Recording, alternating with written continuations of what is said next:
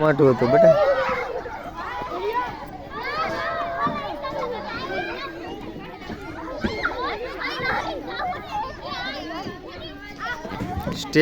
Statue of unity એનો enjoy park. હા હા ભરતભાઈ તમારા ફોટા બી લેતા હું.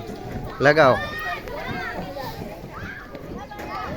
હા હા ન્યા ન્યા આવું લે ને ભાઈ. ભરત ને બહુ ભાઈ રેડી લ્યો. હા હા ધ્રુવભાઈ હા સરસ.